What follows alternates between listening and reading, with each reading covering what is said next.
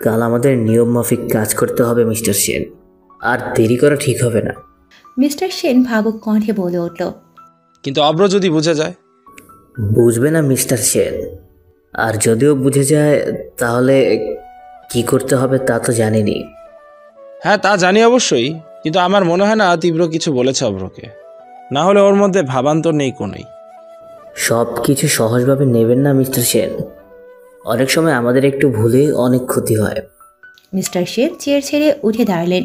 দেয়ালে টানানো তীব্রর একের পর এক ছবিতে নজর বুলিয়ে বাঁকা হেসে বললেন, তীব্র শেষ না দেখে মনে হয় আমি শান্তি পাবো না। তার কারণ বেশ পাকাপোক্ত হয়েছে। একে আমার ছেলের সাথে বন্ধুত্ব করে ওকে আমার থেকে দূরে সরালো, আর এখন আবার আমার মেয়েটাকেও আমারই পুরনো শত্রুর বাড়ির বউ করে দিল। বলেই রেগে চেয়ারে লাথি বসালেন। রাগে হিতাহিত জ্ঞান শূন্যের মতো লাগছে ওনার নিজেকে। তা দেখে আগন্তুক ব্যক্তি শান্ত কণ্ঠে বলে উঠলেন, এখন এসব ভাববেন না, কাল তো আমাদের প্রথম প্ল্যান কাজ করতে চলেছে, সেটাতে ফোকাস করুন। মিস্টার সেন মাথা নেড়ে সায় জানালেন। এরপর দুজনেই নোংরা পরিকল্পনায় মেতে উঠলেন। হোয়াইট স্লিভলেস লং গাউন পরে নিজেকে আয়নায় দেখছে রূপ। হাতে চিকন হোয়াইট ব্রেসলেট, কানে পাথরের ইয়াররিং, ঠোঁটে হালকা নুট লিপস্টিক আর মুখে বেবি পাউডার, ব্যাস এতেই রূপের সৌন্দর্য ফুটে উঠেছে। মিররে নিজেকে দেখে রূপ নিজেই ব্লাশ হচ্ছে। এই ড্রেস আর কসমেটিক্স তীব্র পাঠিয়েছে। আজ কোথায় যেন নিয়ে যাবে বলেছে। কোথায় নিয়ে যাবে তার রূপ জানে না। বলেছে সারপ্রাইজ আছে। রূপ ভেবে পাচ্ছে না কি এমন সারপ্রাইজ যার জন্য এত আয়োজন করে এসব পাঠিয়েছে তীব্র। ও যখন এইসব ভাবনায় বিভোর, ঠিক তখনই কেউ বলে উঠল, আজ রাতটা স্পেশাল, তাই না রণদিনী? বলেই ফাল্গুনি রুমে ঢুকল। ওর সাথে সাথে ইতি আর রুদ্রাক্ষীও হাসি হাসি মুখ করে ঢুকে বেড়ে বসল। এদিকে রূপ হঠাৎ ওদের আগমনে বেশ লজ্জা পেল বোধহয়, তবে সেটা প্রকাশ না করে চুল ঠিক করতে করতে বলল, তোমাদের তো প্রতি রাতে স্পেশাল হয় নতুন বউ। বলেই ফিক করে হেসে উঠল। ওরা একে অপরের দিকে তাকিয়ে একসাথে বলল, বেশি পাকা হয়েছিস না, দাঁড়া দেখাচ্ছি। বলে রূপের দিকে এগোতে গেলেই ফোন বেজে উঠল রূপের। ওরা সেদিকে তাকিয়ে ফোনকারী ব্যক্তির নামটা দেখে মুখ টিপে হাসতে লাগলো। রূপ ওদের দিকে তাকিয়ে ফোন রিসিভ করে কানে ধরতেই ভেসে এলো তীব্রর গম্ভীর কণ্ঠস্বর, নিচে অপেক্ষা করছি তীব্রময়ী, দ্রুত আসো। বলে রূপকে কোনো কথা বলার সুযোগ না দিয়ে ফোন কেটে দিল। রূপ ফোনের দিকে একবার তাকিয়ে বেডে বসা তার দাদার বজ্জাত বউদের দিকে তাকালো। সাথে সাথে ইতি দাঁত কেলিয়ে বলে উঠল, যাও যাও, অপেক্ষা করছে তো আমার দাদা ভাই। আচ্ছা, তোমরা আমায় খ্যাপাচ্ছ কেন বলো তো? আমি কি তোমাদের খ্যাপাই? বলেই ঠোঁট উল্টে ওদের দিকে তাকালো। ওরা আর কি বা বলবে আদরের ননদিনীকে।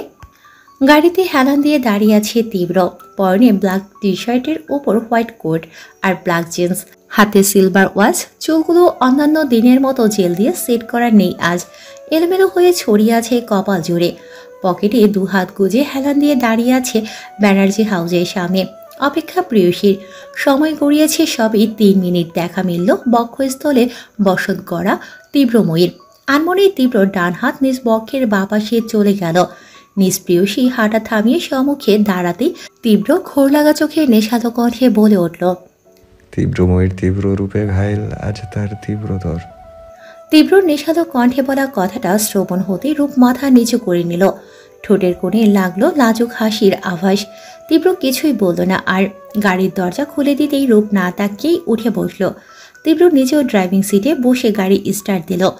অচেনা রাস্তায় গাড়ি চলতে দেখে রূপ মিহি কণ্ঠে প্রশ্ন করল, আমরা কোথায় যাচ্ছি তীব্র? তীব্র নিরুত্তর রইল। রূপ আবারও বলে উঠল, বলেন না কেন? নাম না জানা কোনো গন্তব্যে। তীব্রর দায়সারাভাবে বলা কথাটা ঠিক মনে ধরল না রূপের, তাই তো মুখ ঘুরিয়ে বাইরের পরিবেশ উপভোগে ব্যস্ত হলো। তীব্র আর চোখে তাকিয়ে মুচকি হেসে গাড়ি চালাতে মনোযোগ দিল। 1 ঘন্টার পর জার্নি করে তীব্রর গাড়ি থামল নির্জন নিরিবিলি আধারে ঢাকা পরিবেশে। গাড়ি থামতেই রূপ অবাক চোখে তাকালো বাইরে। কিছু দেখা যাচ্ছে বলে তো মনে হয় না, তবে তীব্র কেন এখানে গাড়ি থামালো? ব্যস্ত চোখে তীব্রর দিকে তাকাতেই দেখল তীব্র গাড়ি থেকে নেমে গেছে ততক্ষণে। এগিয়ে এসে রূপ যেদিকে বসেছে সেদিকে দরজাটা খুলে দিতেই রূপ বেরিয়ে এলো। তীব্র কথা বলার কোনো সুযোগ না দিয়ে ফট করে রূপের পেছনে গিয়ে লাল কাপড়ে চোখ বেঁধে দিল। হতবাক রূপ দ্রুত কণ্ঠে বলে উঠল, তীব্র চোখ বাঁধছেন কেন? তীব্র উত্তর না দিয়ে রূপের হাত টেনে এগিয়ে যেতে লাগলো আধার ভেদ করে সামনের দিকে। এদিকে রূপ হাজারবার প্রশ্ন করতে ব্যস্ত, অথচ তীব্র শান্ত নিরুত্তর, যেন উত্তর দেওয়ার কোনো তাড়া নেই ওর। কিছু দূর যেতেই রূপের কানে অজানা আওয়াজ বাড়ি খেলো যেন। যত এগোচ্ছে আওয়াজগুলো গুনগুনিয়ে ততই বাড়ছে। ভয় লাগলো রূপের। তীব্রর ধরে রাখা হাতটা খামছে ধরল। কিছু বলবে তার আগেই তীব্র থেমে গেল। থামলো রূপের চলাও। তীব্র হাত ছেড়ে দিয়ে চমকে উঠল রূপ। উত্তেজিত হয়ে যেতেই কানে বাড়ি খেলো শীতল কণ্ঠ, সেই সাথে মন মাতানো স্পর্শ।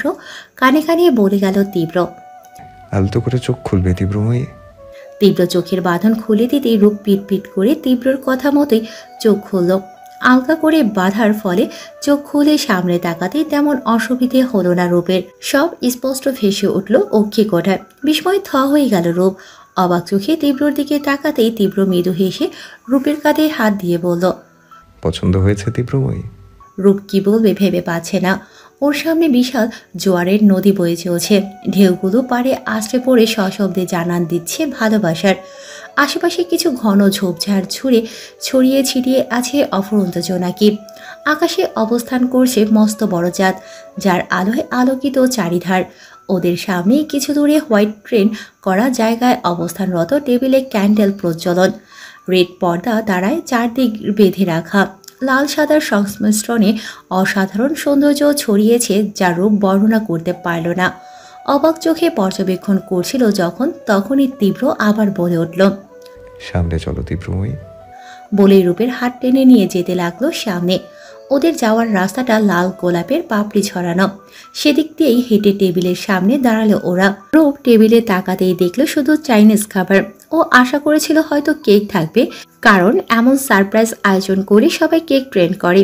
ওর ভাবনার মাঝেই খোলা চুলগুলো সামনে পড়ার ধ্যান ভেঙে তীব্রর দিকে তাকায়। তীব্র তখন ওর পেছনে কোনো লকেট পরিয়ে দিয়েছিল। রূপ তাকাতে চাইলে তীব্র হালকা স্বরে বলল, 2 মিনিট তীব্রময়ী, কাজটা হয়ে গেলে একেবারে দেখো। রূপ সোজা হয়ে দাঁড়িয়ে রইল। তীব্র নিজ কাজ সেরে রূপের কাঁধে 2 হাত দিয়ে মাথায় আলতো চুমু খেল। রূপ কেঁপে উঠতে মিহি স্বরে বলল, এবার দেখো। বলেই সামনে এসে দাঁড়ালো। রূপের হাত ধরে সাইডে রাখা বড় মিররের সামনে এনে দাঁড় করালো। নিজে রূপের কাঁধে 2 হাত রেখে ওর পেছনে দাঁড়ালো। মিররে চোখ যেতেই রূপ সর্বপ্রথম তীব্রর দিকে তাকালো, যে কিনা শান্ত চোখে মিররে ওর দিকেই তাকিয়ে আছে। রূপ এবার গলার দিকে তাকালো, সাথে সাথে আকাশ থেকে পড়ল যেন। গলায় হাত দিয়ে দ্রুত তীব্রর দিকে ফিরে অস্থির কণ্ঠে বলল, এটা আপনি কোথায় পেলেন তীব্র? এই লকেটটা তো আমার ফ্যামিলির দেয়া উপহার, যা সবসময় আমার গলায় থাকতো, কিন্তু হঠাৎ কি করে যেন হারিয়ে যায়। অনেক খুঁজেও পাইনি কোনো সন্ধান। বলেই তীব্রর দিকে তাকালো। তীব্র আড়ালে মৃদু হাসলো, যা রূপের চোখে দৃশ্যমান হলো না। পেয়েছিলাম এক সময়, আজ ফেরত দিলাম। বলেই হাঁটু গেঁথে বসলো রূপের সামনে। রূপ বিস্মিত, অবাক প্রবণ। একের পর এক চমকে কি রিয়েকশন দেবে বুঝতে পারছে না। ওর অবাকের মাঝেই ওর হৃদরাজ্যের সম্রাট প্রেম কণ্ঠে বলতে শুরু করলো প্রেমের বাণী। আমার আধারের হৃদয় স্পর্শী, হঠাৎ করেই মেঘের মতো উড়ে এসে আমার হৃদয়ে বসত গড়ে নিলে। যেই আমিটা নারীদের থেকে সর্বদা দূরত্ব রেখে চলতাম, সেই আমিটাই আজ তোমার কাছে কাছাকাছি থাকার জন্য উন্মাদ হয়ে উঠি। চাই তোমার সান্নিধ্য। তুমি হিনা নিজেকে পাগল পাগল লাগে। এই যে এত কাছে আমার আছো, তবুও মনে হয় অনেক দূরে তোমার অবস্থান। জানো তো তীব্রময়ী, আমার না তোমাকে হৃদয়ে লুকিয়ে রাখতে ইচ্ছে করে খুব, যেন শুধুই আমি দেখি তোমায়, আর কেউ যাতে না দেখে। আচ্ছা, এই অদ্ভুত ইচ্ছেগুলোর নাম কি দেওয়া যায় বলো তো? নেশা না আসক্তি? আবেগ না পাগলামি? প্রেম নাকি ভালোবাসা? ঝড় উঠল রূপের হৃদয়ে। শেষ একটা শব্দ কানে পৌঁছাতেই সারা শরীর জুড়ে শিহরণ জাগলো যেন। আজ এই রাতে এই অজানা স্থানে তীব্রর বলা কথায় মন নেচে উঠল। বহু কাঙ্ক্ষিত শব্দদ্বয় হৃদয়ে তুমুল মিছিল চালালো। পরক্ষণেই থমকালো তীব্র পরবর্তী কথায়, ভালোবাসি তীব্রময়ী, নিজের সবটা দিয়ে ভালোবাসি। হবে আমার আধারের সঙ্গী, আমার বেঁচে থাকার অন্যতম কারণ হবে কি? বলেই ডায়মন্ড রিং বাড়িয়ে দিল রূপের দিকে। আনন্দে আত্মহারা রূপ সময় নিল না একটু। দ্রুত মাথা নাড়িয়ে নিজের সম্মতি প্রকাশ করে হাত বাড়িয়ে দিল তীব্রর দিকে। তীব্র হাসি মুখে বাড়ানো হাতে অনামিকা আঙুলে রিংটা পরিয়ে আলতো করে ভালোবাসার স্পর্শ এঁকে দিল। উঠে দাঁড়াতেই জাপটে ধরল রূপ। তীব্রর বুকে মাথা রেখে আড়াল করতে চাইল নিজের সুখের অশ্রুগুলো। তীব্র নিজেও দৃঢ় আলিঙ্গনে আবদ্ধ করল প্রিয়সীকে। এভাবেই কাটলো সুন্দর কিছু মুহূর্ত। রূপ তীব্রর প্রেমের সাক্ষী এই অজানা স্থান, যা নারী বিদ্বেষী বলিষ্ঠ রহস্যময় মানবের ভালোবাসা প্রকাশের মুহূর্তগুলো আড়ালে লুকিয়ে রাখলো নদীর জোয়ারের শব্দে, জোনাকির ডাকে, রাতের আধারের নিরিবিলি পরিবেশে ঘাসের উপর শুয়ে আছে তীব্র। ওর বক্ষ পাঁজরে রূপের অবস্থান, দুজনেরই পায়ের নদীর শীতল জল স্পর্শ করছে। কোনো ঘাট না থাকায় সমতল স্থান, সেখানেই ওরা শুয়ে আছে। তীব্র এক হাতে রূপকে জড়িয়ে আছে, আরেক হাত মাথার নিচে রাখা, চোখ বুজে শুয়ে অনুভব করছে রূপকে। রূপের দৃষ্টি স্থির দূর আকাশের মাঝে থালার মতো রূপলি চাঁদটার দিকে। চাঁদের গায়ে ক্ষণে ক্ষণেই কালো মেঘরাশি এসে চাঁদের আলো কিছুটা ফিকে করে দিচ্ছে। মেঘ সরে যেতেই আবারও আলোয় আলোকিত হচ্ছে চারিপাশ। এসবই প্রিয় পুরুষের বুকে শুয়ে উপভোগ করছে রূপ। বেশ কিছুক্ষণ নীরব থাকার পর তীব্র চোখ খুলে বুকে থাকা নাইটির দিকে তাকালো। কি সুন্দর নিশ্চিন্তে শুয়ে আছে ওর তীব্র মহিটা। মৃদু হাসল তীব্র, আলতো হাতে রূপের কপালে পড়া চুলগুলো সরিয়ে দিতে দিতে প্রশ্ন করল, ওভাবে ওদিকে কি দেখছো তীব্রময়ী? রূপ মাথা তুলে তাকালো তীব্রর দিকে, আবার মাথা নামিয়ে আলতো হাতে তীব্রর বুকে আঁকিবুকি করতে করতে আদুরি গলায় বলল, আজকের চাঁদটা খুব সুন্দর তীব্র। আমার বুকে থাকা চাঁদটা আরো সুন্দর। কি তীব্রর পাল্টা প্রশ্নে রূপ নীরব রইল। ও লজ্জা লাগে, খুব লজ্জা লাগে এই সুপুরুষটাকে। পুরুষটির ভয়ঙ্কর প্রেম পানিতে লজ্জা লাগে রূপের। মোট কথা, এই পুরুষ কাছে থাকলে লজ্জায় আড়ষ্ট থাকে, আর দূরত্ব বাড়লে মরণ দশা হয়। তাই তো বেশিরভাগ নীরবতাই বেছে নেয়। রূপের নীরবতায় তীব্র অতিষ্ঠ হলো যেন। তাই তো দ্রুত রূপের গালে হাত রেখে বলল, কি এত ভাবছো তীব্রময়ী? সারাক্ষণ এমন নীরব থাকো কেন আমার কাছে থাকলে? তীব্র স্পর্শ মাতাল সুখ খুঁজে পেল রূপ। চোখ বন্ধ রেখে সেই স্পর্শের অনুভবে বলে উঠল, আমি আপনাকে অনুভব করতে চাই তীব্র, তাই এই নীরবতা বেছে নিই। সে না হয় বুঝলাম, কিন্তু আমার প্রশ্নের উত্তর কোথায়? কোনো প্রশ্ন তীব্র? তীব্র হাসলো সামান্য। রূপের গালে রাখা হাতটা আস্তে আস্তে গলায় নামাতে নামাতে বলল, অনুভূতি প্রকাশের প্রবল সুখের মুহূর্ত যেই শব্দে লুকিয়ে থাকে, যেই শব্দ আজ আমার থেকে শোনার পর তোমার সুখ রাজ্যের খোঁজে চোখের জল এসেছিল, সেই অনুভূতির সাক্ষী হতে চাই আমি তীব্রময়ী। তীব্রর বলা কথাগুলোর মানে খুব ভালো করেই বুঝল রূপ। তবে ওর মন বলছে না, ভালোবাসি। শব্দের মতো মধুর বাক্যটা মনে অনেক না জানা রহস্য আছে, যার জন্য অস্থির লাগছে ওর। প্রকাশ করতে বাধা ঠেকছে যেন। তাই তো নিশ্চুপ হয়ে মাথা নামিয়ে রেখেছে। ভালোবাসা প্রকাশ না করলেও অপ্রকাশ্যে আমি বুঝে নেব তীব্রময়ী, যদি তুমি আমার আধারে হৃদয়স্পর্শী রূপে প্রণয়ানুভূতির একান্ত রোশনাই হয়ে থেকে যাও। প্রিয় পুরুষের কথার বাণে যেন চিত্তে আঘাত হানল রূপের। এই পুরুষের বর্ণনা নেই ওর কাছে, সত্যিই নেই। কোথায় রাখবে এই পুরুষকে ও? ওর যে বড্ড ভয় হয় হারিয়ে ফেলার। ওর হৃদয় জুড়ে একটা কথাই প্রার্থনা করে যায় ঈশ্বরের কাছে, কোনো রকম আলোড়ন না আসুক ওদের প্রণয় দ্বীপে। এই পুরুষটি একান্তই ওর হয়ে থাকুক আজীবন। ভাবুক কণ্ঠে আনমনে বলে উঠল রূপ, আপনি আমার প্রণয়ে ঠিক কবে থেকে আবদ্ধ তীব্রতর?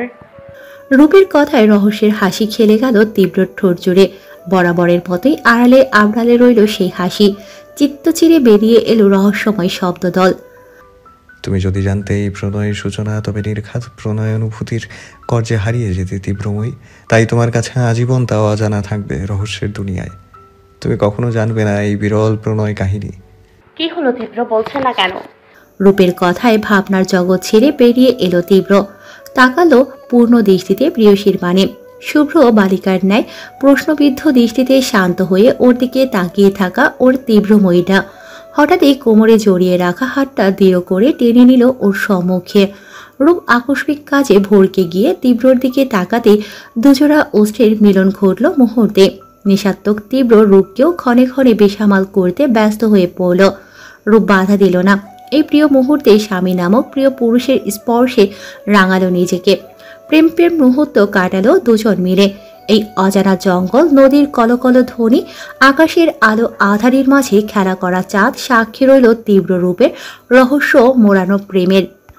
ভার্সিটিতে এসে ক্যাম্পাসে বৈঠক বসেছে বন্ধুমহল সদস্যদের।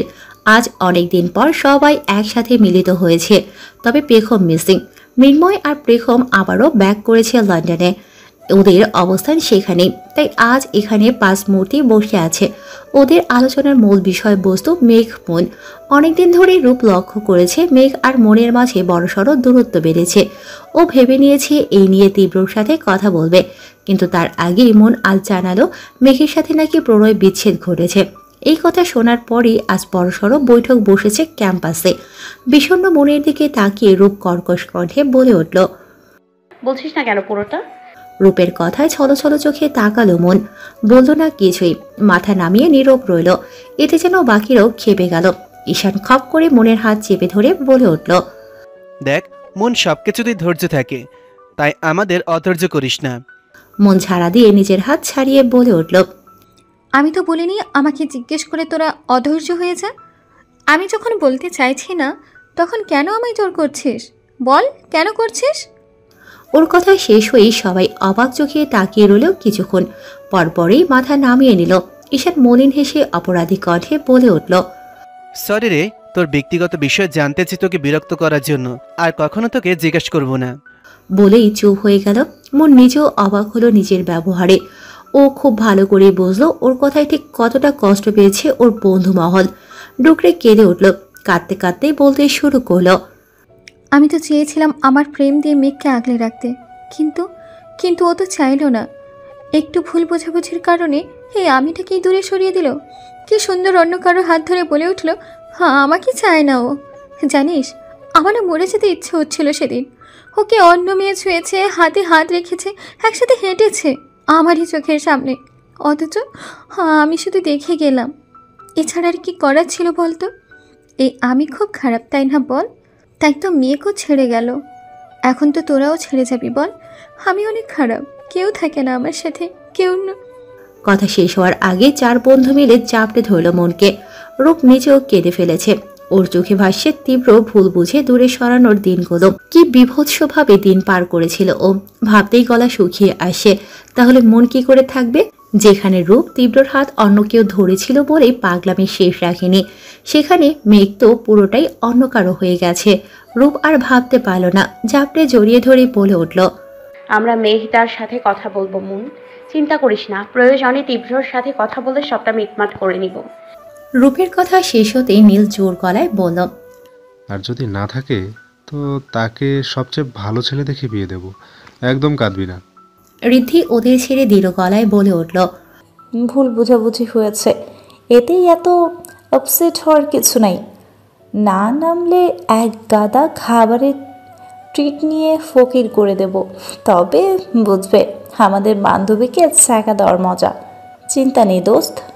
সবাই সোজা হয়ে বসতেই ঈশান বলল, আমায় যতটুকু বকা দিল না মন, তার থেকে 10 গুণ বেশি বকবো মেঘ নামক ফেক মানুষটাকে। বলেই হেসে দিল। ওর সাথে বাকিরও মলিন হাসলো। মন মনে মনে বলে উঠল, তোরা বুঝবি না রে, আমি জানি মেঘ কোথায়, অন্তত এতদিন ভালোই চিনেছে। ও আর ফিরবে না আমার কাছে, কোনো দিনও না। সময় গড়িয়ে কেটেছে 1 সপ্তাহ। সময়ের পরিবর্তনে জগতেরও কিছু পরিবর্তন ঘটেছে। রূপ বিষণ্ণ মনে বসে আছে তীব্রর সামনে, তবে আজ আর মুগ্ধ দৃষ্টিতে ওকে দেখছে না তীব্র। ও এক মনে বাইরের দিকে দৃষ্টি রেখে তাকিয়ে আছে। রূপ অনেকক্ষণ ধরে চেষ্টা করছে তীব্রর মনোভাব বোঝার, কিন্তু বরাবরের মতোই ব্যর্থ। হাল ছেড়ে দিল ও, নীরবতা দূরে ঠেলে বলে উঠল, আপনি মেঘদাকে মেরেছেন কেন তীব্র? রূপের প্রশ্নের পরিপ্রেক্ষিতে তীক্ষ্ণ দৃষ্টিতে তাকালো তীব্র। পরক্ষণেই কঠিন গলায় বলে উঠল, বিশ্বাসঘাতকতা আমার সবচেয়ে অপছন্দের কাজ তীব্রময়ী। সেটা যদি নিজের বন্ধু করে থাকে তাতেও কোনো ছাড় নেই। রূপ অবাক চোখে তাকালো। মেঘ তীব্রর সাথে বিশ্বাসঘাতকতা করেছে, কিন্তু কেন? রূপ জিজ্ঞেস করার আগেই তীব্র বলতে শুরু করলো, তোমাদের সাথে যেদিন প্রথম দেখা হয় রেস্টুরেন্টে, সেদিনই আমি বুঝেছিলাম মেঘের কার্যকলাপ দেখে ও মনকে পটাতে চাইছে। তাই আমি ওকে আগেই সাবধান করেছিলাম যাতে মনকে কষ্ট না দেয়। ও কিছু না বলেই শুধু মাথা নেড়ে সম্মতি জানিয়েছিল। মন প্রথমে ওকে পাত্তা না দিলেও পরবর্তীতে যখন ভালোবেসে ফেলে, ঠিক তখনই মেঘ নিজের পুরনো অভ্যাস শুরু করলো। মেঘ একসাথে অনেক মেয়ের সাথে রিলেশনে থাকতো। সব মেয়েরাই ওর মতোই টাইম পাস করতো, তাই কোনো ব্যাপার ছিল না। কিন্তু মন তো আলাদা ছিল। এটা বোঝার পরেও কেন ওর সাথে এমন করলো মেঘ? কাল যখন ওকে জিজ্ঞেস করলাম তখন চুপ করেই শুধু শুনে গেল, যার ফলে রাগ কন্ট্রোল করতে না পেরে চর মেরেছি। এতে আমি দোষের কিছুই করিনি, ওর শাস্তিটুকুই দিয়েছি ওকে। বলেই থামলো তীব্র। তবে ও যে মনে মনে কষ্ট পেয়েছে তা ওর কথার দ্বারাই বুঝে নিল রূপ। মেঘের উপর রাগ হলো হঠাৎ করেই, কিভাবে পারলো এমন করতে। তীব্রর দিকে তাকিয়ে রূপ ক্ষীণ গলায় বলে উঠল, তীব্র, বলো। মেঘদার সাথে আমি কথা বলবো। লাভ হবে না তীব্রময়ী, আগে ওকে বুঝতে দাও ও যেটা করেছে সেটা ভুল করেছে, মনের সাথে প্রতারণা করেছে। তাহলে দেখবে নিজেই ক্ষমা চাইবে মনের কাছে। আর যদি না বুঝে তবে ও কখনোই মনের জন্য পারফেক্ট নয়। তীব্রর কথা শেষ হতেই কেঁদে উঠল রূপ। অস্থির হলো তীব্র। স্থানকাল ভুলে দ্রুত রূপকে জড়িয়ে নিতেই রূপ ভাঙা গলায় বলে উঠল, মন খুব কষ্ট পেয়েছে তীব্র, ও নিজেকে সামলাতেই পারছে না। ইতিমধ্যে রুড বিহেভ করছে সবার সাথে, পরক্ষণে নিজেই কেঁদে ফেলছে। ও পাগল হয়ে যাচ্ছে তীব্র, মানসিক যন্ত্রণায় পাগল হয়ে যাচ্ছে। তীব্র শক্ত করে বুকে চেপে রাখলো রূপকে। ওর নিজেরই ঘৃণা হচ্ছে মেঘের উপর। কিভাবে পারলো এমন করতে? জেনে শুনে একটা মেয়েকে ঠকালো, তাও এমন বাজেভাবে। অস্থির হয়ে রোমে পায়চারি করছে মেঘ। এখনো গালে 5 আঙুলের ছাপ বসে আছে। এতে ওর মাথা ব্যথা নেই, ওর অস্থিরতা মনকে ঘিরে। এই এত বছর থেকে এত মেয়ের সাথে রিলেশনে ছিল ও, কই তখন তো কোনোদিন কোনো মেয়ের জন্য এত অস্থিরতার সৃষ্টি হয়নি ওর মনে। তবে আজ কেন? প্রায় মাস হতে চলল মনের সাথে ব্রেকআপ হয়েছে, কিন্তু এখনও ও নিজের অস্থিরতা কাটাতে পারছে না। আর না পারছে অস্থিরতার কারণ বুঝতে। অবশেষে হতাশ হয়ে বেরিয়ে বসে পড়ল। 2 হাতে মাথা চেপে বিড়বিড় করে বলে উঠল, কেন এমন হচ্ছে? কেন এমন হচ্ছে? এমন অস্থির কেন লাগছে? কই কখনো তেমন হয়নি, তবে আজ কেন? তবে কি আমি মনকে ভালোবেসে ফেলেছে? কথাটা বলেই অবাক হয়ে গেল মেঘ নিজেই। দ্রুত চুল টেনে জোরে জোরে শ্বাস ফেলতে ফেলতে বলে উঠল, না না, কিছুতেই না। আমি তো শুধু টাইম পাস করেছি ওর সাথে। না না, ওকে কখনো ছুঁয়েছে আর না ভালোবেসে বলেছে। এটা কখনোই ভালোবাসা হতে পারে না। তবে কিসের অস্থিরতা? হ্যাঁ পেয়েছে, মনের মতো নরমের সাথে এমন করার কারণেই আমার অস্থিরতা অনুভব হচ্ছে। তাই হবে, তাছাড়া তো আর কোনো কারণ নেই। আমি কালই মনের কাছে ক্ষমা চেয়ে নেব, তাহলে তো আমার অস্থিরতা কেটে যাবে। এইসব বলেই নিজেকে সান্ত্বনা দিয়ে বেডে গা এলিয়ে দিল মেঘ। অথচ ও বুঝতেই পারল না ওর মনের এই অজানা অস্থিরতা কিসের ইঙ্গিত দিয়ে গেল। অচেনা অজ্ঞাত একসাথে দাঁড়িয়ে আছে অভ্র। ওর চোখ বাঁধা, না দেখেও খুব ভালো করে বুঝতে পারছে এটা কোনো জঙ্গল হবে, কারণ চারিপাশে প্রচুর পশু পাখির ডাক শোনা যাচ্ছে। তার উপর বাতাসের বেগের কারণে গাছের পাতার আওয়াজে অন্যরকম এক ছন্দ সৃষ্টি হয়েছে। ওকে কে বা কারা নিয়ে এসেছে তা জানা নেই ওর, তবে ঠোঁটের কোণে বাঁকা হাসি বিদ্যমান, যেন আগে থেকেই কোনো আগাম পূর্বাভাস দেয়া আছে ওর নিকট। এইসব ভাবনার মাঝেই কয়েক জোড়া জুতার আওয়াজে বুঝলো কেউ আসছে ওর দিকে। জুতোর আওয়াজগুলো কাছাকাছি হতেই পরিচিত কণ্ঠস্বর ভেসে এলো অভ্রর কানে। কেমন আছো বাবাই? সাথে সাথেই চোখ বুজে নিল অভ্র। ওর মুখভঙ্গি দেখে বোঝার উপায় নেই কি চলছে ওর মনে। অভ্র চোখের বাঁধন খুলে দিল কেউ। মুহূর্তেই চোখ মেলে তাকালো অভ্র। কিছুটা ঝাপসা হয়ে এলো এতক্ষণ চোখ বেঁধে থাকার ফলে, কিন্তু পরক্ষণেই পরিষ্কার দেখতে পেতেই এক দৃষ্টিতে তাকিয়ে রইল সামনের দিকে। কি দেখছো বাবাই? এতদিন পর বাবাকে দেখেও কাছে আসবে না? আরো কি কি অজানা আমার। তুমি এভাবে আমায় নিয়ে এলে কেন বাবা? আমায় বললেই তো চলে আসতাম আমি। কারণ মিস্টার সেন সবসময় আনকোরা কাজ করতে পছন্দ করে। তাছাড়া তোমায় একটু চমকে দেওয়ার ছিল। বলেই মিস্টার সেন নিজেই এগিয়ে গেল অভ্রকে জড়িয়ে ধরলেন। অভ্র চোখ মুখ শক্ত করে শুধু সময়ের অপেক্ষায় রইল। কিছু সময় বেরোতেই মিস্টার সেন অভ্রকে ছেড়ে বলে উঠলেন, এখানে আর কতক্ষণ থাকবে? ভেতরে চলো। কোথায় যাব? এখানে তো কোনো কিছুই দেখতে পাচ্ছি না। দেখবে দেখবে, আগে চলো আমার সাথে। বলেই ভেতরে নিয়ে গেল অভ্রকে। ওদের পেছন পেছন কয়েকজন গার্ড যেতে লাগলো, সবগুলো মিস্টার সেনের গার্ড। ভেতরে যেতেই ঝট করে দাঁড়িয়ে গেল অভ্র।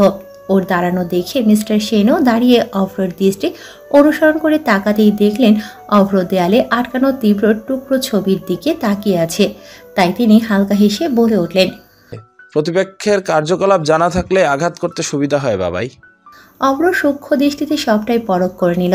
কোথায় কিভাবে তীব্র পাপীদের শাস্তি দেয়, কিভাবে তাদের গুম করে, সবকিছুর হদিশ আছে এই বদ্ধ রুমের ভেতর। যেন একটা কাগজের দ্বারাই তীব্রকে ধ্বংস করার দুনিয়া গড়ে রেখেছে এত বছর ধরে মিস্টার সেন। ওর ভাবনার মাঝে মিস্টার সেন বলে উঠলেন, বসো অভ্র, প্রায় 9 বছর পর তোমার সাথে দেখা। তুমি বুঝি আমাকে দেখার জন্য মুখিয়েছিলে? অভ্রের এহেন কথায় হক চকিয়ে গেলেন মিস্টার সেন। তবে কি তীব্র সত্যি অভ্রকে সবটা বলে দিয়েছে নাকি? তাহলে অভ্র এভাবে বলছে কেন? যদি বলে দেয় তাহলে তো ওনার আর কিছুই বাকি থাকবে না। তাই তিনি আমতা আমতা করে বলে উঠলেন, মানে কি বলতে চাইছো তুমি অব্র? আরে বাবা, এত ভয় কেন পাচ্ছ বলো তো? আমি তো জাস্ট বললাম। তাছাড়া তীব্রকে ধ্বংস করার জন্য তো সাহস দরকার। এত ভয় পেলে চলবে নাকি? মিস্টার সেন ভাবুক হয়ে বললেন, অভ্রর কথায় কোনো মিথ্যে আছে বলে তো ওনার মনে হচ্ছে না। তাহলে সত্যিই অভ্র চায় তীব্রর ধ্বংস। কথাটা ভেবেই হাসি ফুটল ওনার ঠোঁটে। তিনি অভ্রকে বসতে দিয়ে বলতে শুরু করলেন একের পর এক প্ল্যান, যা এক লহমায় তীব্রর ধ্বংস নিশ্চিত। আকস্মিক কথায় ভাটা পড়ে আনন্দরত আড্ডা। অপার্থিব অতীতের খানিক কথা শুনেই উদ্বিগ্নতা ছড়িয়ে পড়ে সবার মধ্যে। বাকিটুকু জানার অধীর আগ্রহ দেখা দেয় রুমের প্রতিটি মানুষের ভেতর। ব্যানার্জি হাউসের ড্রয়িং রুমে সন্ধ্যালগ্নে আড্ডায় বসেছে সব ইয়াংরা। আজ রবিবার হওয়ায় সবারই প্রায় ছুটির দিন। রোশন আজ দুপুরেই বাড়ি ফিরেছে মিটিং সেরে। এরপর আর কোনো কাজ ছিল না ওর। রণ নিজেও আজ সারাদিন বাড়িতেই কাজ সেরেছে। রোহান বিয়ের পরপরই ভার্সিটি পড়ার পাশাপাশি রিমন ব্যানার্জির ব্যবসায় হাল ধরেছে। যদিও এটা রোশনের করার কথা ছিল, কিন্তু রোশন নিজেই নিজের আলাদা পরিচয় গড়ে তুলেছে। তাই বর্তমানে রোহানই ব্যবসা সামলাচ্ছে।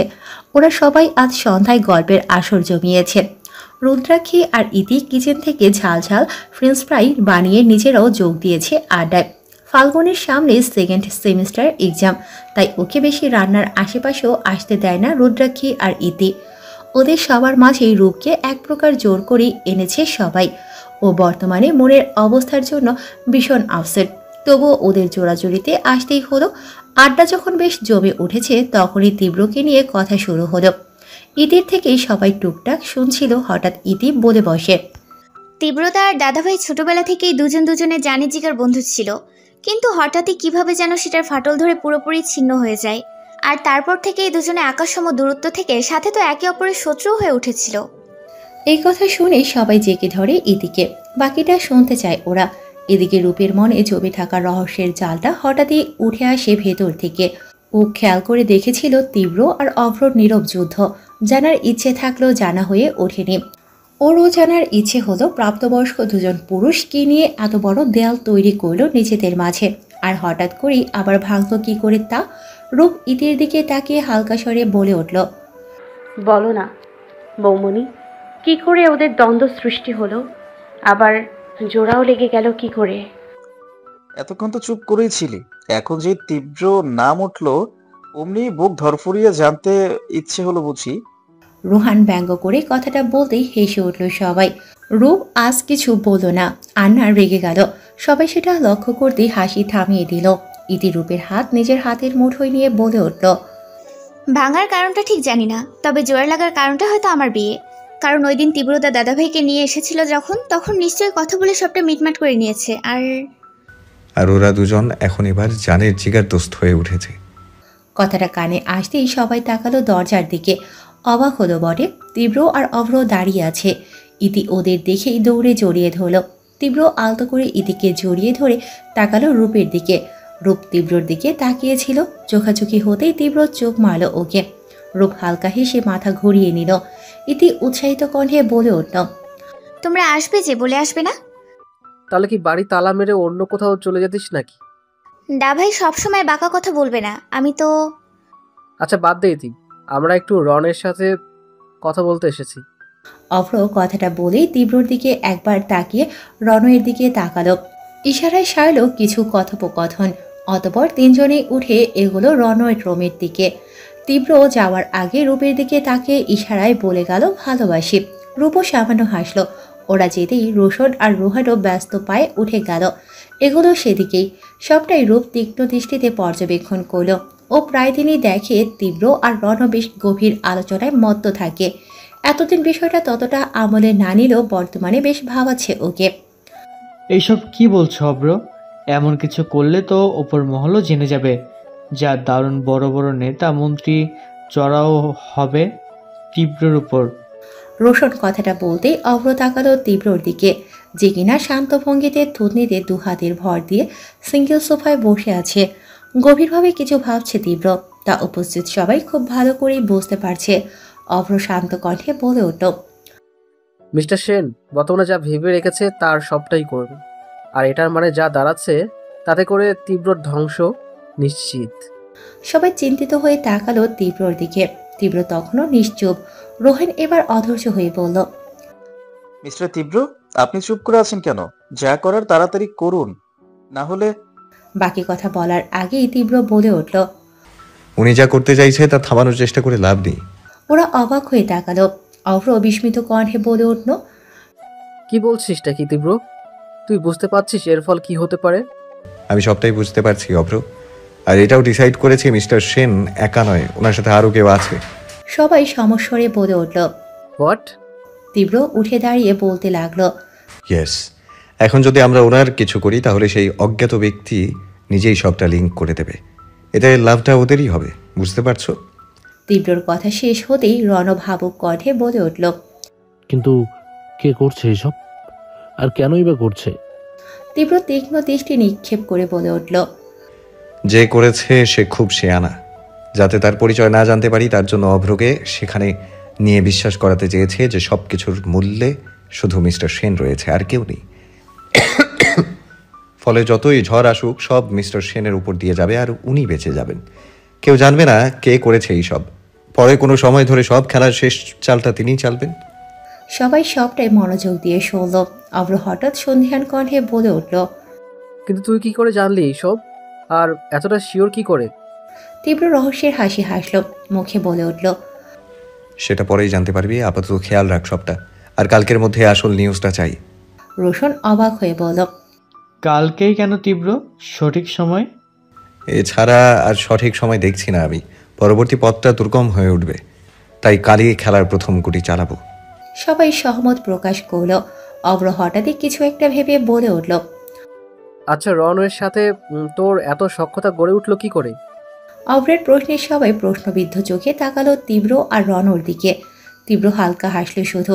রণ উঠে দাঁড়িয়ে হাই তুলতে তুলতে বলে উঠল, চোর পুলিশের সখ্যতা আদিমকাল থেকেই চলছে, এতে নতুন করে প্রশ্ন করার কি আছে? রোহান ফট করে বলে উঠল, ব্রো, তুমি কি তীব্র চৌধুরীর থেকে ঘুষ খেয়েছো নাকি? রোহানের কথায় উচ্চ হাসির রোল পড়ল রোন জুড়ে। রণ হতাশ চোখে তীব্রর দিকে তাকিয়ে রইল। তীব্র নিজেই হাসছে, ও আর কি বলবে। দাদাদের সাথে আপনার এত কিসের আলোচনা তীব্র? রূপের কথায় তীব্র তেমন কোনো প্রতিক্রিয়া দেখালো না। এক মনে রূপের বেডে বসে ফোন টিপতে ব্যস্ত।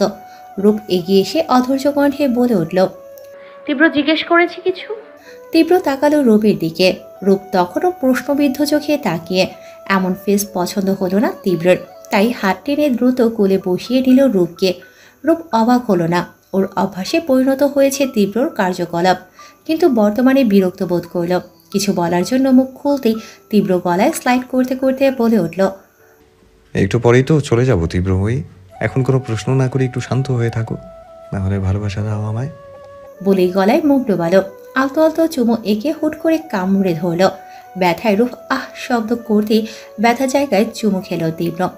মুখ তুলে থুতনিতে চুমু দিতেই আচমকা রূপ নিচেই তীব্রর অস্ত্র আক্রমণ করে বসল। তীব্র হালকা হেসে মেতে উঠল ওর তীব্রময়ীর সাথে। প্রশ্নের বেড়াজাল আবারও ভারী হয়ে গলে গেল রূপের হৃদয় থেকে। অথচ রূপ বুঝলও না ওকে ভোলাতেই তীব্রর এই আদর স্পর্শ। বিশিষ্ট ব্যক্তি মিস্টার অতনু সেন অবৈধ ব্যবসার কারণে গ্রেপ্তার হয়েছেন। মিস্টার সেন 9 বছর আগেই এক ডিলে গিয়ে মৃত্যুবরণ করেন, কিন্তু আসলে তিনি গা ঢাকা দিয়ে এতদিন নিজেদের কার্য হাসিল করে বেরিয়েছেন। অবাক করা বিষয় হচ্ছে তার সমস্ত অবৈধ ব্যবসা এক লহমায় পুলিশের হাতে ধরা পড়েছে। বর্তমানে তাকে থানায় রাখা হয়েছে।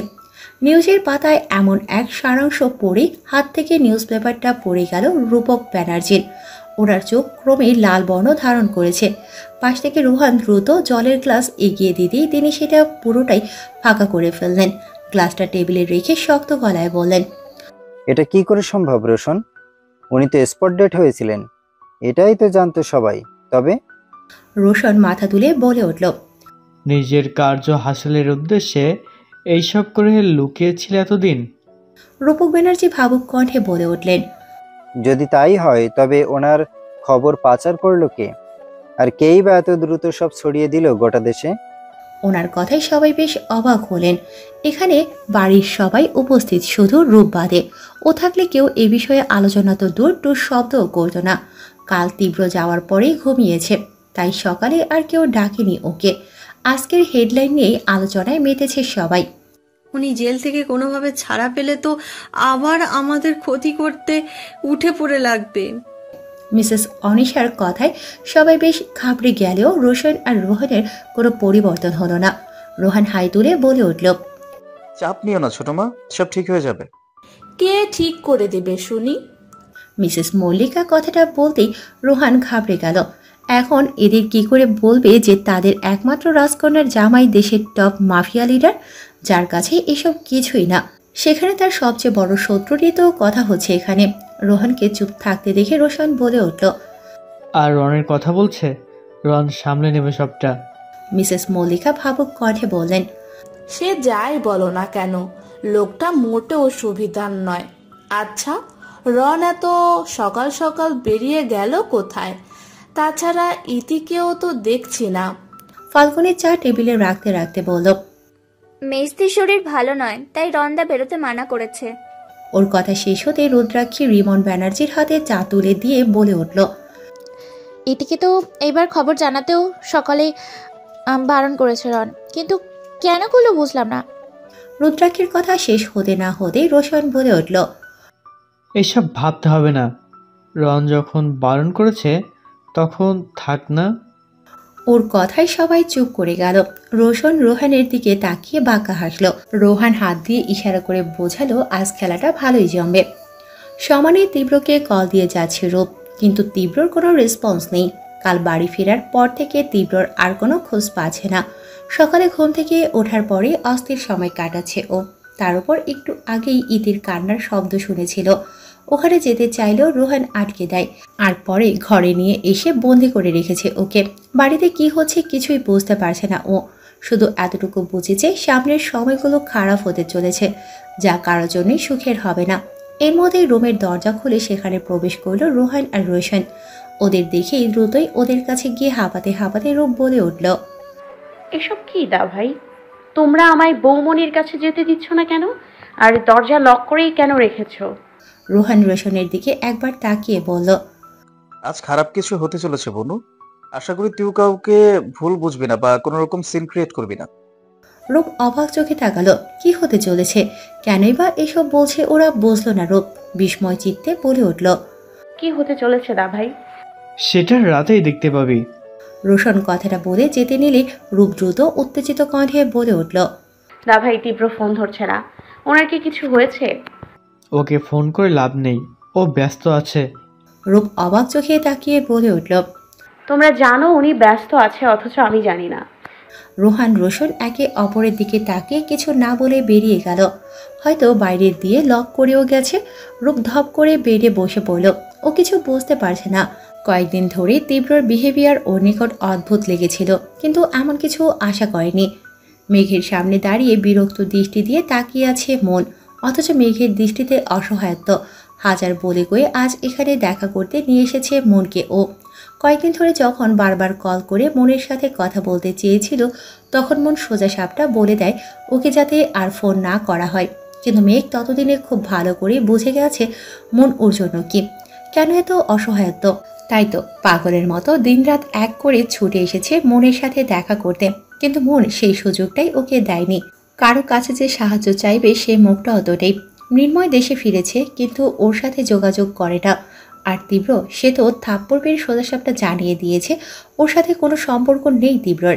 ব্যাস, সেই থেকেই মেঘের একাকিত্ব সঙ্গী হয়ে রয়েছে।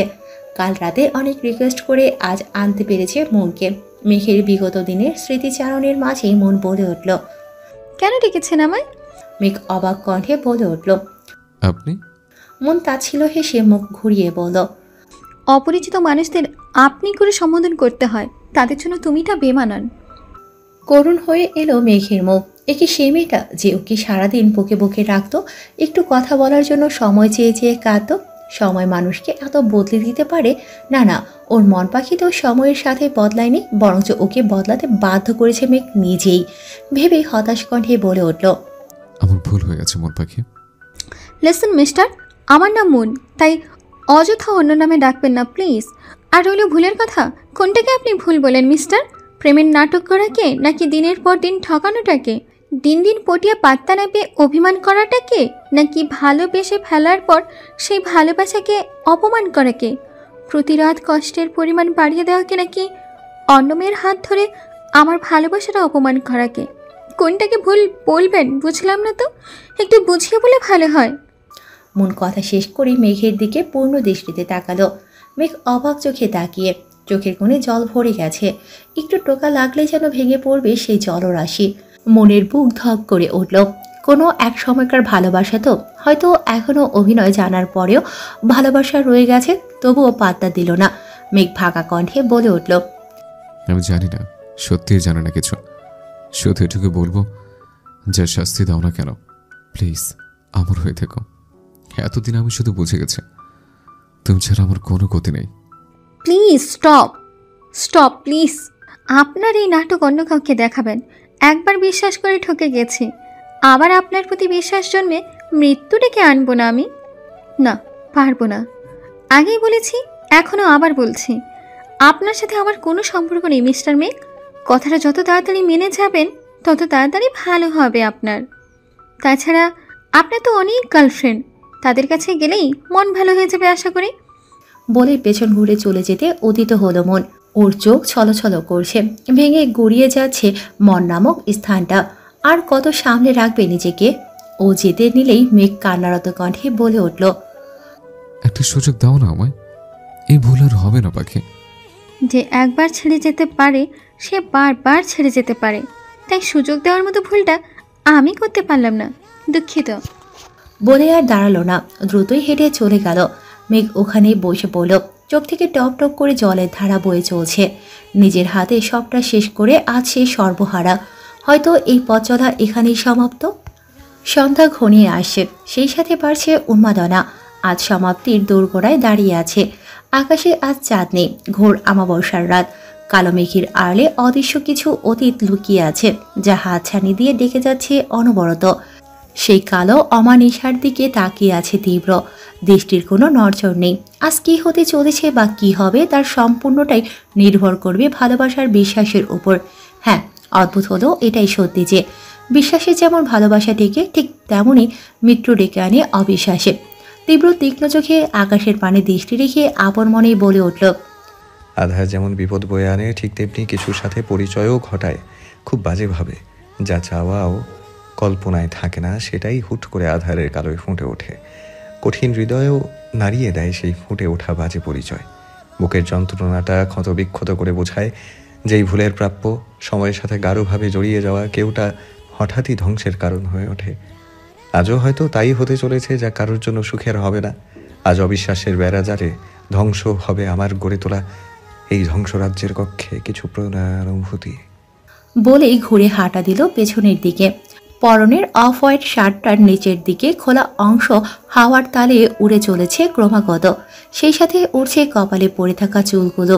ওকে দেখে আজ মনে হচ্ছে কোনো হেরে যেতে পারা পূর্বাভাস পাওয়া এক ক্লান্ত সৈনিক, যার হৃদয়ে বাস করা কঠিন ভয়ঙ্কর নারীর শেষবারের শোনার অপেক্ষায় অপেক্ষারত সে। ধ্বংসরাজ্যের প্রতিটি কোণে আজ বিধ্বংসী যুদ্ধের দামামা বাজছে। হার জিতের অস্ত্র নিয়ে প্রতিটি ব্যক্তি তৈরি যেন। অন্ধকার দুনিয়ায় জায়গায় জায়গায় আগুনের স্তূপ। কোনো এক নরকীয় রাজপ্রাসাদ গড়ে উঠেছে যেন, যার প্রতিটি কোণ যত্নে করে গড়ে তুলেছে অজ্ঞাত এক মানব। একটু একটু করে সাজিয়েছে, শক্তিশালী করেছে সে ধ্বংসরাজ্য নামক রাজ্য। নিজের রহস্য দিয়ে বয়ে চলা নদীটির স্রোত থামিয়ে প্রতিকূল পরিবেশ গড়ে তুলেছে। আর সেই প্রতিকূল স্রোতের বিপরীতে হাঁটতে হাঁটতে পৌঁছে গেছে সে নিজের রহস্য লুকিয়ে রাখার একমাত্র কারণের নিকট।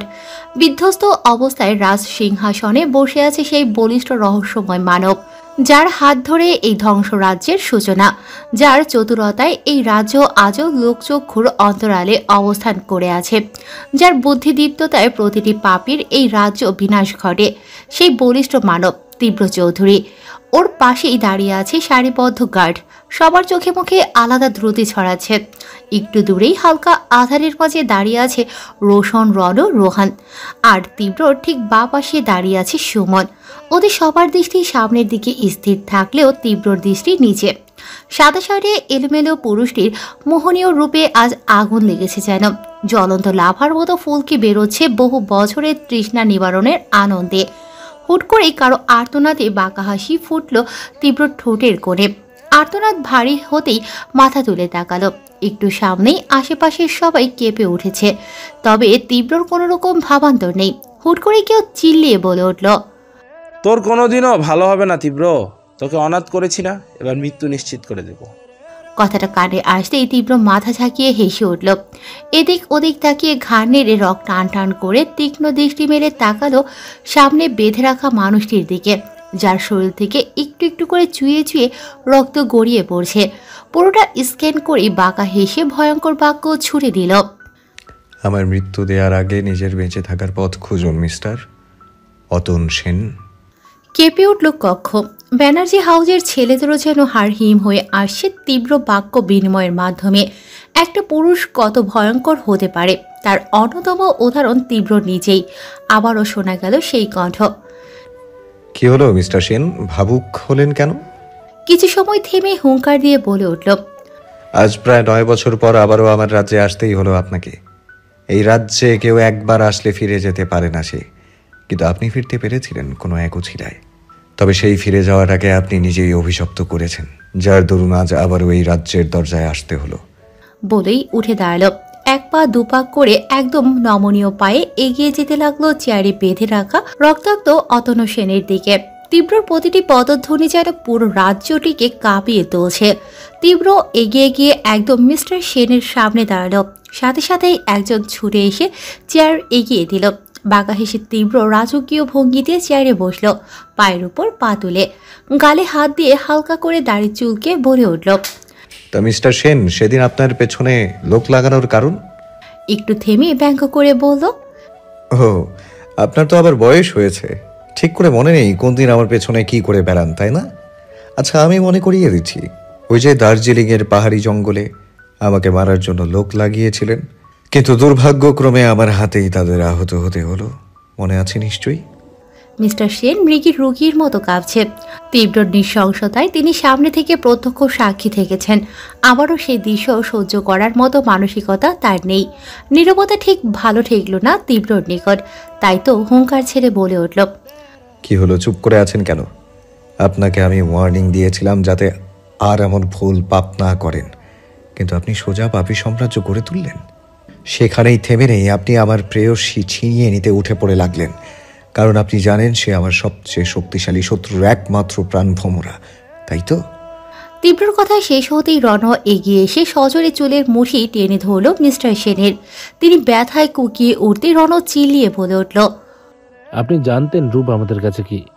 ছোট থেকেই তো দেখে আসছেন, তারপরেও ওর দিকেই হাত বাড়ালেন, কারণ আপনার তো প্রতিশোধ নিতে হবে।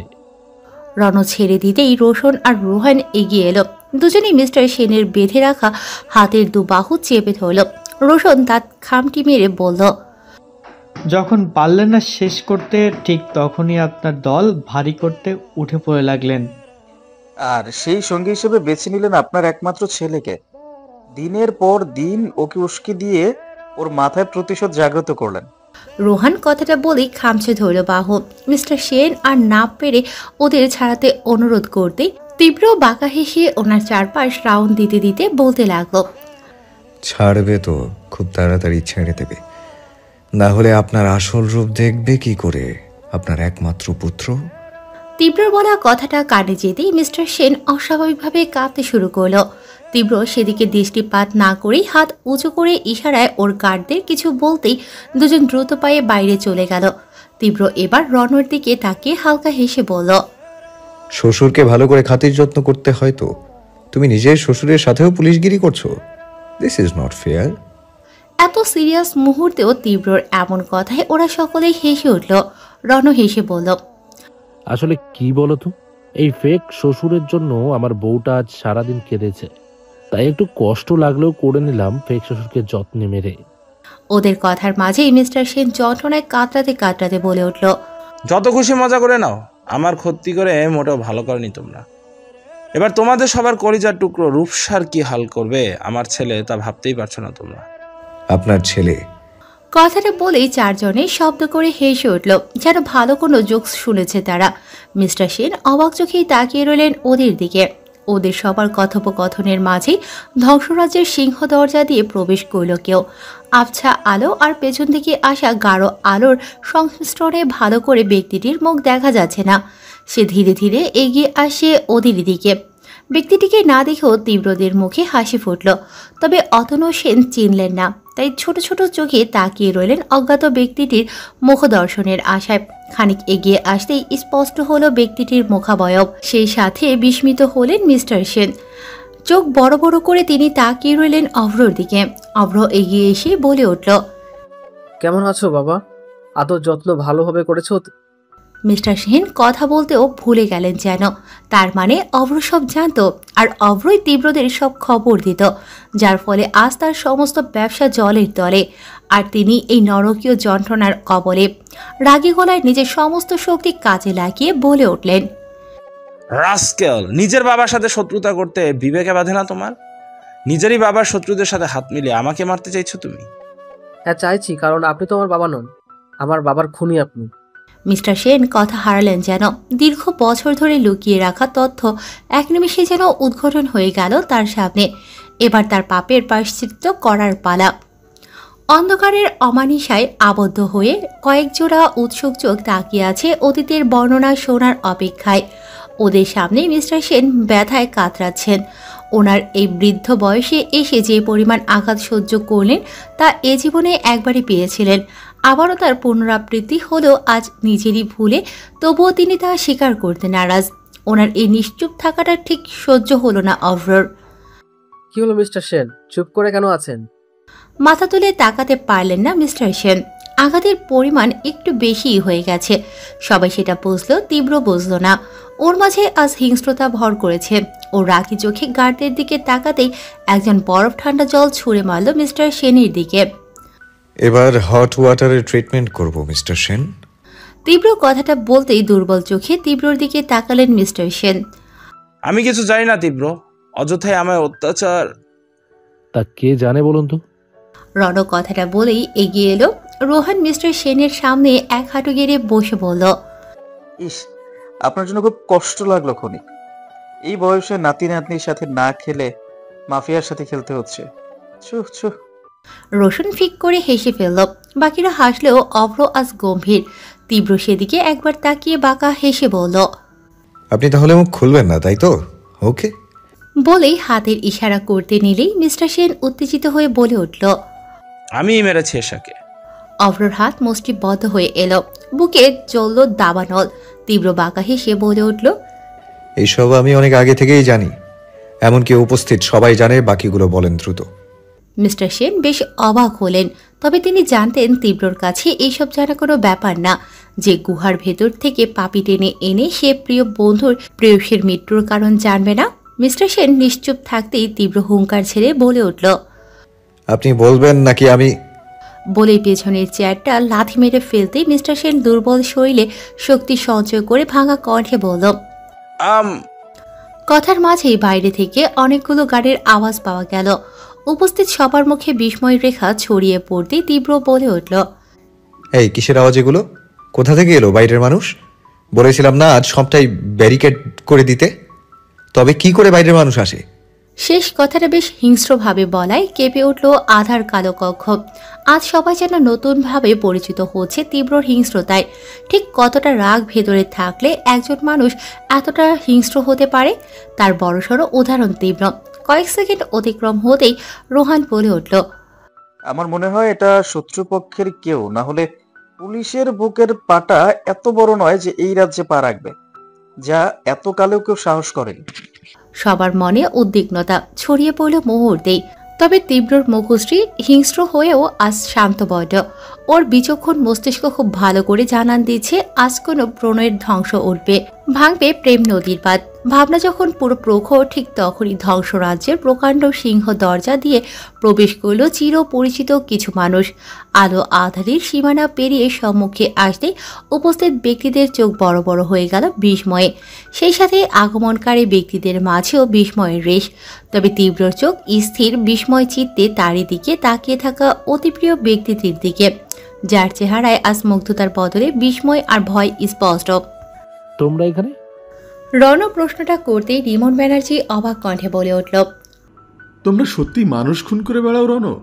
ওরা যা বলেছিল সবটাই সত্যি? তাহলে পুলিশ অফিসার হয়ে এই কাজে যুক্ত তুমি? রণ অবাক হয়ে তাকালো। লজ্জা করে না তোমাদের? এই শিক্ষায় বড় হয়েছো তোমরা? মিসেস মল্লিকা কথাটা বলতে রুদ্রাক্ষী সন্দিহান কণ্ঠে বলে উঠল, রসুন, তুমি এসব কি করে? ওদের কথার মাঝেই দুজোড়া চোখ একদম শীতল। না বলা কথাগুলো এত পোড়ায় কেন? যাকে আমরা এতটা ভালোবাসি সে কেন আড়ালে থাকে? সমীকরণ মিলছে না রূপের। ওর মায়াবী চোখ জোড়া আজ একদম করুণ, বিস্ময়ে ভরা। তীব্র নামক পুরুষটি সত্যি রহস্যময় মানব, যা হঠাৎই ওর হৃদয়ে বসত গড়ে আজ ভেঙে দিল অজানা সত্যির মুখোমুখি হয়ে। এর মাঝেই ইতির কান্না শোনা গেল। বাবা, বাবা তুমি বেঁচে আছো? দাভাই দেখো বাবা। ইতি এগোতে নিলেই রণ দ্রুত এসে আটকে নেয় ওকে। মিস্টার সেন মাথা তুলে একবার তাকিয়েই মাথা নামিয়ে নেন। ইতি সমানে ছাড়ানোর চেষ্টা করছে, বলতে চাইছে অনেক কিছুই। অভ্র সহ্য হলো না ইতির পাগলামো। মিস্টার সেন আমাদের বাবা নয় ইতি, উনি আমাদের বাবা মায়ের খুনি। অবাক চোখে তাকালো ইতি। ব্যানার্জি বাড়ির সবার চোখেই একই ভাবভঙ্গি, যেন অতীতের সমীকরণ মেলাতে ব্যস্ত ওরা। ইতি শান্ত হও প্লিজ। রণর কথায় একদম শান্ত হয়ে গেল ইতি, তবে চোখ জোড়া স্থির রক্তাক্ত মিস্টার সেনের দিকে।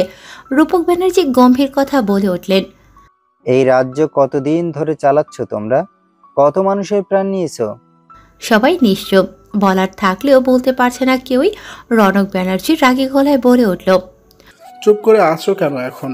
এই রাতের আড়ালে মানুষ মেরে আজ চুপ তোমরা?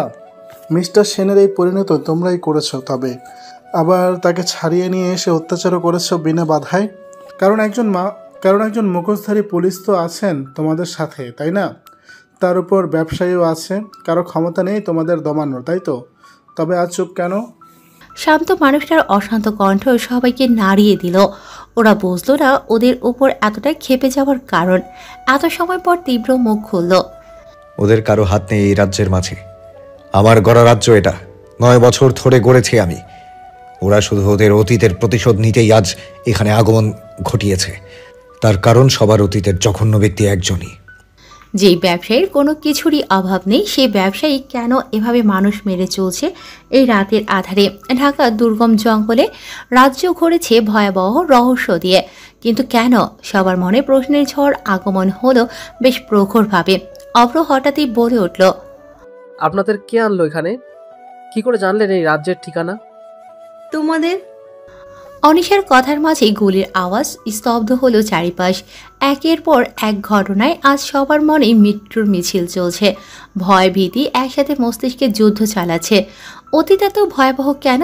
দিন পেরিয়ে গেল, শান্তি মেলে না কেন অতীতের বেড়াজাল থেকে? সবাই যখন উত্তর খুঁজতে ব্যস্ত, তীব্র তখন প্রিয়সীর চোখের ভাষা বুঝতে ব্যস্ত। আজ ওর তীব্রময়ীর চোখে লাজের বিনিময়ে নিথর শ্রাবণ কেন? কেন ওর দিকে তাকাচ্ছে না ওর তীব্রময়ীটা? ওর ভুলটা ঠিক কি, যার জন্য এত অভিমান জমল রূপের মনে? সত্যি কি অভিমান, নাকি ঘৃণাও জমেছে? রূপ আজ সত্যি বেশ নিথর। ওর দৃষ্টি বোঝার ক্ষমতা আজ কারোরই হলো না। যখন শুনল ওর তীব্রটা খুনি, ঠিক তখন ওর অনুভূতির পারটা কীরকম ছিল তার রূপ নিজেও বোঝেনি। ওর শুধু মনে হচ্ছিল সব মিথ্যে হয়ে যাক। এখানে আসার আগ পর্যন্ত ও বিশ্বাস করছিল তীব্র এমন নয়, হয়তো একটু রাগী, তবে খুনি নয়। ওর চোখে ভাসছে ছোটবেলার সেই খুনের দৃশ্যগুলো। মন বলছে, তবে কি তীব্রও সেভাবেই খুন করে, সেই ছোটবেলার দৃশ্যের মতো? নিষ্পলক দৃষ্টি, মায়াবী গড়ে অবিশ্বাসের ভিড়, কয়েক জোড়া চোখ, অন্ধকার দুনিয়া ভরার সেই কক্ষ আজ নিশ্চুপ। সৈনিকরা যেন বিষণ্ণ হয়ে আছে। ঢাল তরোয়াল আজ ফিকে। যেখানে হৃদয় স্পর্শ হয়নি সেখানে বিশ্বাসের ভিড় তৈরি হওয়া বড্ড বোকামি। ক্ষণে ক্ষণে আজ বিদ্যুৎ চমকে উঠছে আসমানে। ঘূর্ণায়মান আধার যেন ডাকছে নিশিরাতে। সে আধারে আজ আলোর রাজকন্যা রহস্যময় রাজার মুখোমুখি। সেই রাজা তারই হৃদয়ে বসত গড়েছে প্রণয়ের শক্ত খোলস দিয়ে। আজ কি তবে এক লহমায় তা ভেঙে যাবে? শুধুই রহস্যের মোড়ে, প্রতিটা জীবনের মোড়ে মোড়ে যে রহস্য লুকায়িত, তা কি বুঝবে এই রূপকন্যা রূপসা? অতীত শব্দের সাথে অনেক মানুষের নাম মুছে যায়, যেমন ঠিক তেমনই অতিরিক্ত কিছু বেদনাদায়ক স্মৃতি থেকে যায় হৃদয়ে। কেউ অতীত থেকে বাঁচতে চায়, তো কেউ সেই অতীতেই আবদ্ধ হয়ে ঘুরে ফিরে সেখানে যেতে চায়। আজ এই ধ্বংসরাজ্যের কক্ষে উপস্থিত ব্যক্তিদের একই রকম প্রতিক্রিয়া। নিশ্চুপ কক্ষে হঠাৎই দুর্বল কণ্ঠে বলতে শুরু করলেন মিস্টার সেন। অতন ছিল আমার যমজ ভাই। আমরা দুই ভাই, অতন, অতুন। ছোট থেকে অতন সবকিছুতেই পারফেক্ট, পড়াশোনা, খেলাধুলা সবকিছুতেই। এই জন্য আমার হিংসা হতো ওকে। দিন মাস বছর কেটে গেল, দুজনেই বড় হলাম। ওকে হিংসা করার দরুন আমাদের মধ্যে বেশ দূরত্বের সৃষ্টি হয়েছিল। দুই ভাই আলাদা থাকতাম। ওকে সবসময় নজরে রাখতাম, কারণ ও ততদিনে ব্যবসায়ী হতে শুরু করেছিল। দিনের পর দিন ওর উন্নতি দেখে আমার মাথায় শয়তান ভর করে। এরপরই ও আমাদের ভার্সিটির সবচেয়ে সুন্দরী মেয়ে ইনিয়াকে বিয়ে করে। বছর না গড়াতেই অভ্র ওদের কোল আলো করে আসে। আমি হাজার চেয়ে ওকে ধ্বংস করতে পারিনি, যা আমাকে প্রতিনিয়ত আরও জ্বালিয়ে শেষ করেছে। বছরের পর বছর কেটে যায়। এরপর ইতি আসে, যা ওদের আরও সুখের কারণ। আর আমি ততদিনও কিছুই করে উঠতে পারিনি। একটু থেমে, লোভ হিংসার সংমিশ্রণে আমি যখন পাগল প্রায়, তখনই সেখানে আবির্ভাব ঘটে এক দম্পতির।